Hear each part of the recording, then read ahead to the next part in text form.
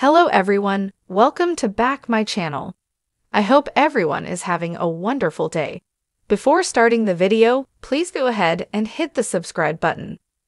As Sharon's folding laundry, she recalls looking at the drawing that Cassie did. She smiles sadly and then takes out an old photo album. Sobbing, she looks at the baby pictures of her deceased daughter. Lucy interrupts at the door, looking for Faith. Sharon says she'll be home soon and invites her in. Lucy knew she was taking a chance finding her since she has so many friends. She just came to drop off a bracelet she got for her at a vintage shop. Sharon is sure her daughter will love it. When Lucy spots the photo album, she assumes it's Mariah. Sharon explains it's her twin sister and adds that she died. She thinks of her more than it's possible to know. Cassie was pure joy. Funny, smart, kind, and loved all the world's four-legged creatures. Faith strides in and Lucy hands her the bracelet. She hopes that's not weird, but she saw it, and it reminded her of something she wore. Faith assures her it is super thoughtful. They all sit down and talk about Cassie. Lucy can't imagine anything worse than what happened. When she asks Faith to hang out, she's told they can do it later. Once Lucy is gone, Faith asks her mom why she was looking at the Cassie scrapbook again. Is this because she was asking all those questions the other day? Although Cassie is never far from Sharon's thoughts, she'll admit their conversation brought her back even more. Her daughter can see she's not exactly happy.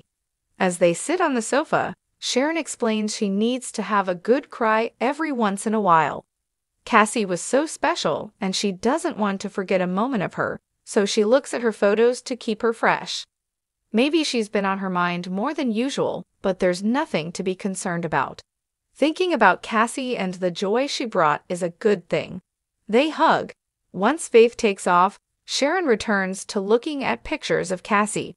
She pulls one from the album, puts it in her purse, and exits. Audra finds Nate sitting alone at Society.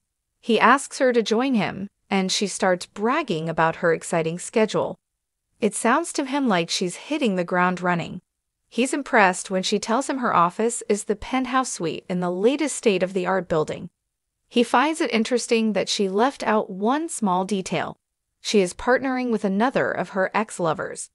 When she claims it's not a big deal, he asks if she's lying to him or herself. He reminds her how working with her lovers has gone in the past, and she claims it has all panned out for her. Nate can't wrap his head around hiring Kyle as co-CEO. She claims it's just her business savvy. This isn't convincing him. If I didn't know any better, I'd almost say you're jealous, she suggests. He insists he's not jealous and asks again why Kyle. She assures him she learned her lesson with Tucker. Never mix business with pleasure. Audra admits that things aren't as ideal as she'd hoped. It's only day one, and she's already under attack. It's coming from inside the C-suite. Since he's no stranger to corporate intrigue, she asks Nate how she should take care of Kyle. Fire his ass before he takes you down, he urges. She'd like nothing more, but that can't happen right now, because her investor picked him for the job. Nate asks her what happened to being able to run the company as she sees fit. Is she sure she's not the one being used? He wishes he knew who her investor was. This whole venture sounds like more trouble than she can handle. Summer storms into the Abbott manse and tells Kyle that he's delusional if he thinks he can move away and take Harrison with him. He teases her about taking his son to Paris, and then admits he's just moving out of the house. He can't be there with the parents who fired him. His ex urges him to stop thinking of himself and focus on his son. The house is full of all the people who matter most to Harrison. Summer thinks he's not taking this seriously, but he thinks she's overreacting. He's tired of her getting in his face about this and tells her to get on board. She gets no say in where he or his son lives. I don't understand how you can be so dense, she complains. He fires back that disapproving, overprotective mommy mode is her whole personality. She accuses him of being more concerned with the babysitter and his ex-lover than their son. If that's the case, she's determined to do something about it. Annoyed, Kyle explains that he's trying to listen to Daniel's advice that he be more compassionate to her while she feels like she's being squeezed out. He says she doesn't need to come at him with lawyers because she's insecure. Accusing him of making this about her, Summer points out that he has declared war on his family.